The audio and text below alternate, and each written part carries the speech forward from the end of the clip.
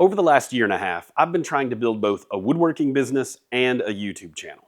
Besides not having any idea what I'm doing, easily the biggest obstacle has been time. Specifically, how much time gets wasted each day for various reasons. So in this video, I'm going to break down some workflow changes as well as some huge upgrades I just made to my shop to try to take back some of that time. Then I'm going to use some of those upgrades to build some must-have shop tools I wish I'd built years ago.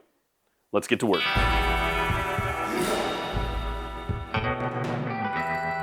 If you're not interested in the workshop upgrades and just want to see the sweet tools I built, skip ahead to here.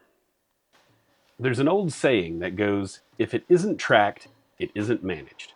So for the last couple months, I've been really diligent about making notes and tracking where my time goes each day.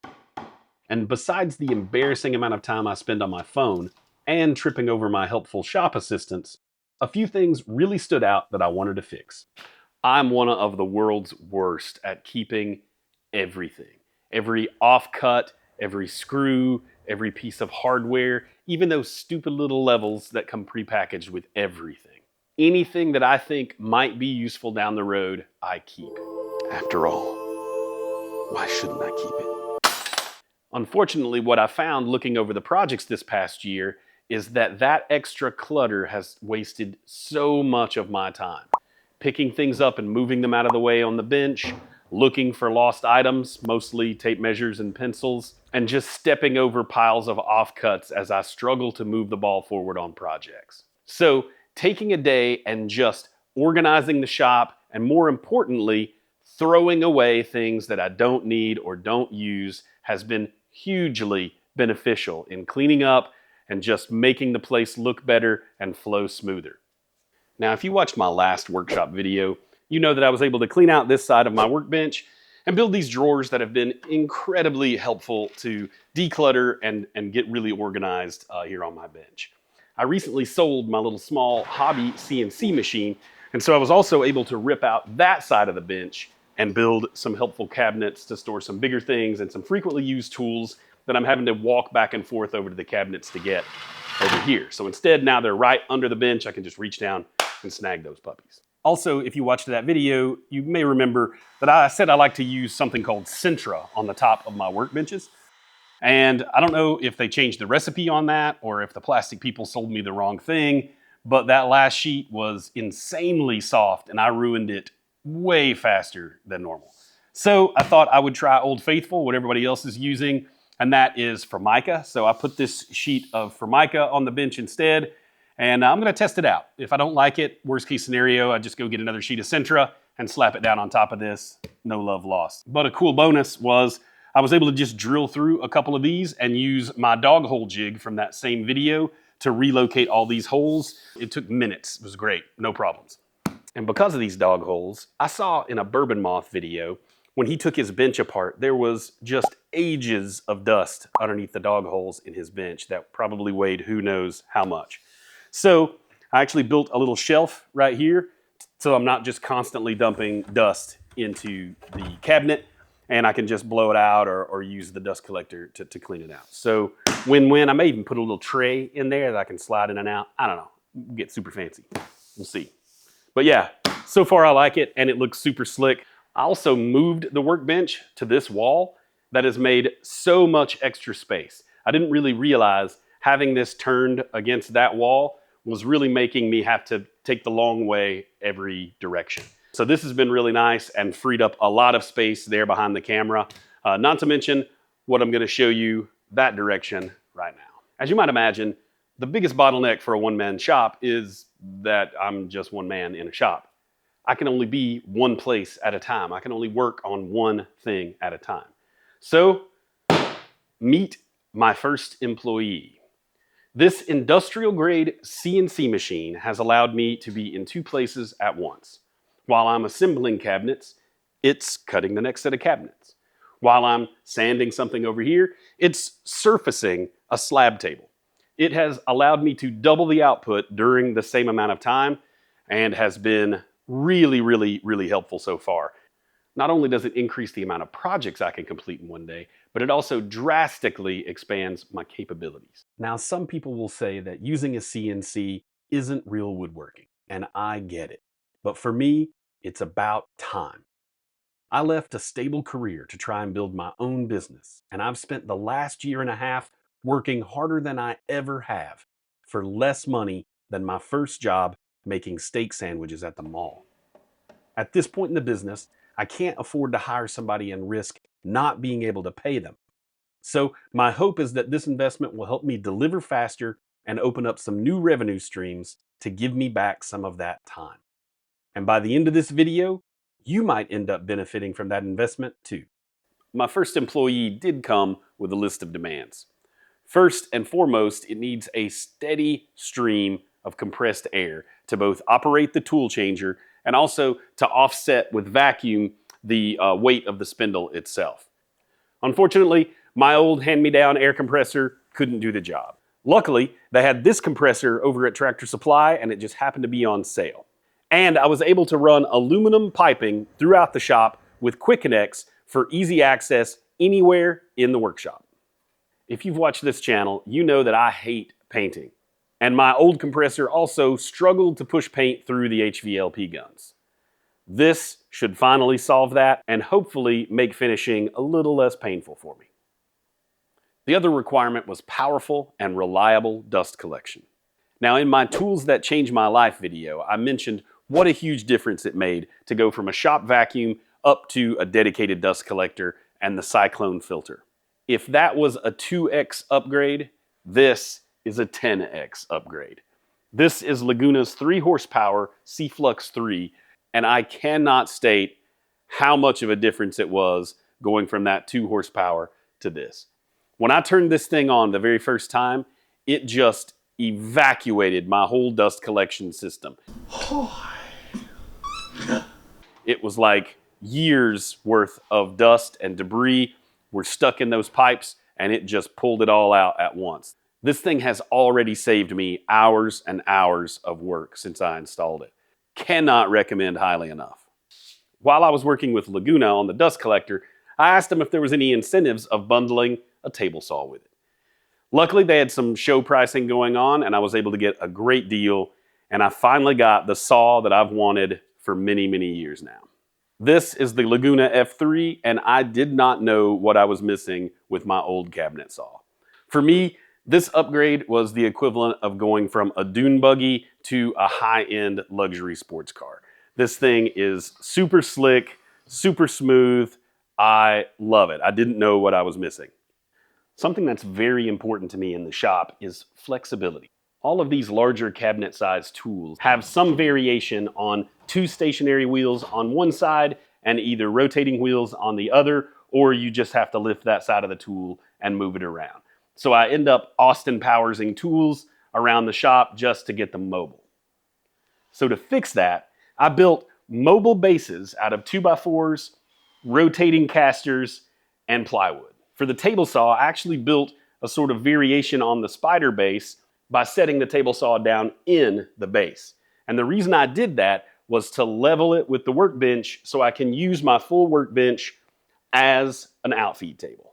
And all of these other tools can now be moved in any direction and carted anywhere in the shop for convenience, for use, or just to make room for larger projects. And this one has a nice space where I'll be able to put another cabinet. So with the addition of a fancy table saw to my workshop, it's finally time to build all those sleds I've always wanted to build. I'm going to design them with Fusion 360 and then cut them out with the CNC. So if you want one of these, you can order them from my website to build at home right after this video.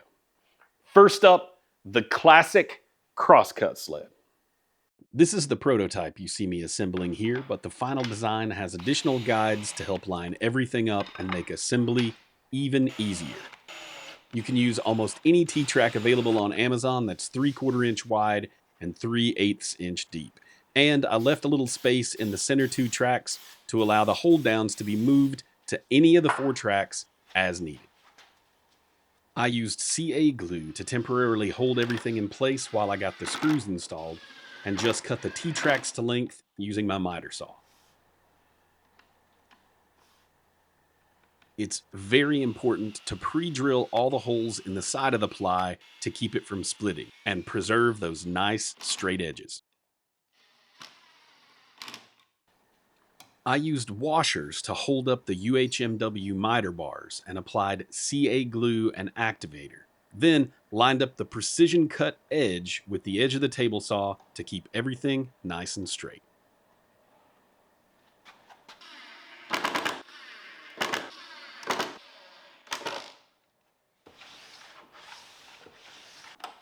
Almost any T-track accessory will work on the bed of this sled, but in my opinion, no rear fence is complete without the 3x3 Customs zero deflection stop block.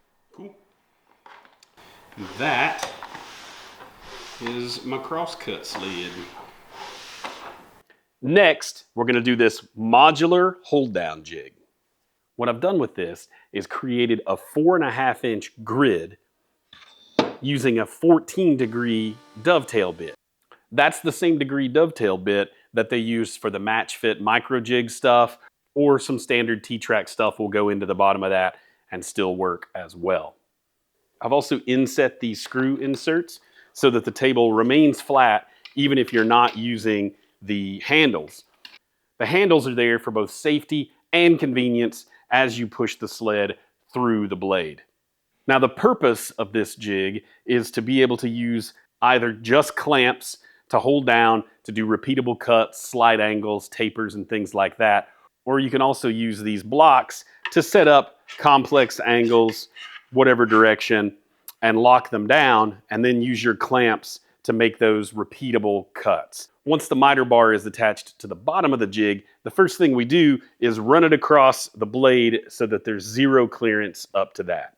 Now, once that happens, you want to be careful not to put your clamps in under the workpiece so that it sticks out across that, or you can accidentally get those clamps into the blade. It's just a really versatile sled that I find myself using a whole lot now that I've got it set up. This is the hybrid CrossCut sled. And what I did is I took the normal CrossCut sled that we just made, but instead of leaving T-tracks, I left space for the same dovetail clamps or match fit stuff that would fit in here. Now the difference on this one is to be able to use these, we can't put a fence on the front. But you'll see here with the way I construct the rear fence that it wraps around and helps keep everything nice and straight. Whoops. I use the CA glue to hold everything together, then use the pre-drilled holes to attach the two pieces together securely. And that's nice and straight. Holding a little pressure on the board and fence, the pre-located holes at the bottom of the fence pull everything down flat and keep it that way. And I just added the top T-track bar the same way we did on the previous sled. Now we've got a CrossCut sled that we can also use match fit stuff to hold stuff down, or the angle bars you could put over here somewhere to get some different angles from this corner. Very cool. For the last of the fancy table saw jigs, the Elefence. I've never used one of these, never had one of these, but I've seen them in so many videos. And since I'm already making the other sleds, why not make this one to match? So I cut everything out on the CNC. Just a quick little dab of glue. Set this thing with accuracy. It doesn't have to be super perfect because we're going to do a cut at the end on all of these. We'll do a cut on the table saw that will make it flush and match. So you can see I've got the pre-drilled holes there so that we can attach it permanently with screws. Rock and roll. So the match fit stuff faces towards the back. Holes go here. These are just 1/4-inch lag bolts to pull it all together. And these are called knob nuts, which I submit to you without commentary. Put your knob nut on and tighten it down. How about it?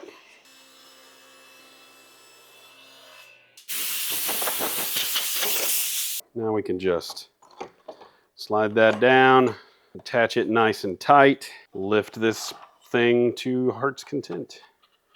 How cool is that? And it moves, and it goes over, and it goes this way, and it goes that way, and this way and that way. Just need one quick finishing touch. I've seen tons of woodworkers build their own wooden mallet. So I decided it was time to try my very first one. So I cut it out of walnut and purple heart on the CNC, glued it all together, cleaned everything up, and I think it turned out pretty cool. I even added my custom Celtic looking version of my logo on there, and a handy bottle opener right in the side for opening your frosty Topo Chicos.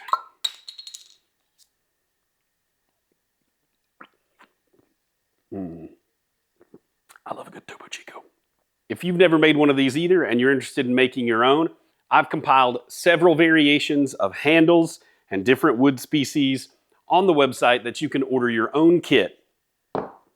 Thank you so much for watching, and if you're interested in any of the things we built in the second part of this video, check out the website. They're all available now. And if you want to keep hanging out, check out one of these two videos.